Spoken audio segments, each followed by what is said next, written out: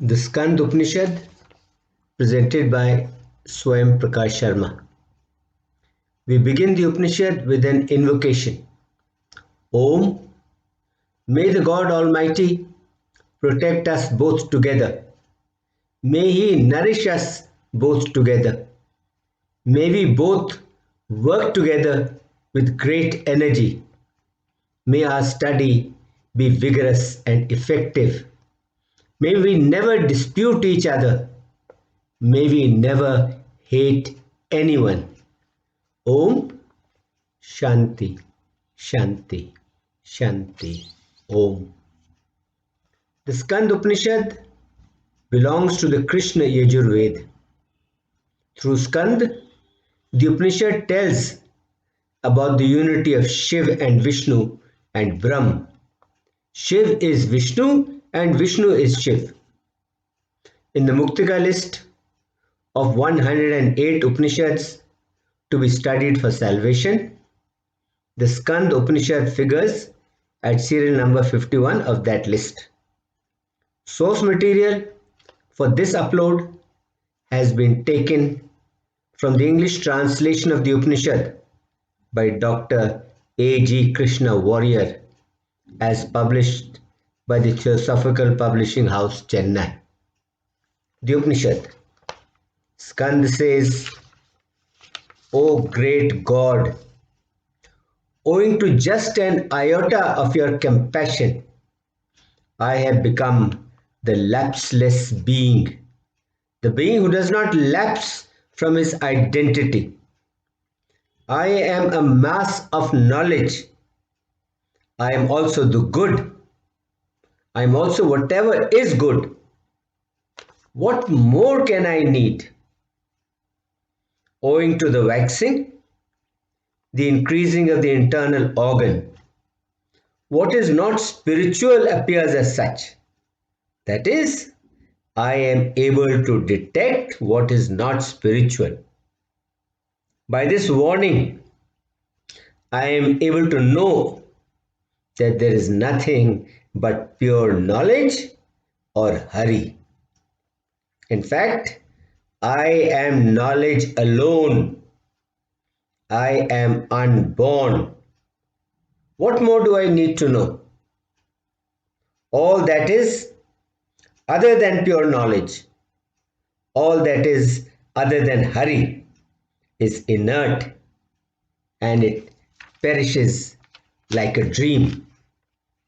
Whosoever discerns the consciousness as distinct and different from the inert, he is the unswerving mass of knowledge. Only he is Shiv. He is Hari, the luminary of luminaries, the supreme God, the Brahm. Surely, I am that Brahm. Know this, that Jeev is Shiv and Shiv is Jeev. When bound by husk, it is paddy. When unbound, when freed from husk, it is rice.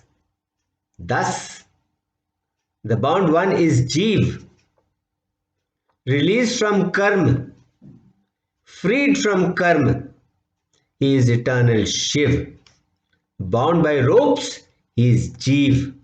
Bound by fetters, he is Jeev. Unbound, he is Shiv. I bow to Shiv, who is of the form of Vishnu, and I bow to Vishnu, who is of the form of Shiv. Shiv is Vishnu's heart, and Vishnu is Shiv's heart. Just as Shiv is full of Vishnu, so is Vishnu full of Shiv. As I see no difference between the two, I am well all my life. The body is said to be the temple. The deity Shiv is the Jeev. One should throw away the flowers. One should stop worshipping with flowers. But instead, one should worship with a sense of identity. Perception of non-difference is knowledge. Perception of all things being the same without any difference whatsoever is knowledge. Meditation is the objectless mind. The mind that has no objects. The mind that is devoid of objects. Our bath should not just be external. It should be internal. It should be internal to remove the impurity of the mind. And cleanliness is control of the senses. One should drink the nectar of Brahma. One should take alms only for sustenance. One should live by oneself, devoid of duality. Such a person of wisdom will surely get liberation. I bow to the supreme sacred seat of power to secure well-being and long life. By your grace, Narsingh, they know themselves to be Brahm, Brahma, Vishnu and Shiv, beyond thought, unmanifest, endless and undecaying. The wise always see that high place of Vishnu like an eye extended in heaven. The sages always awake, always praising, exalt that supreme status of Vishnu. This is the doctrine of liberation according to the Vedas. This concludes the Skanda Upanishad of the Krishna Yajur Veda.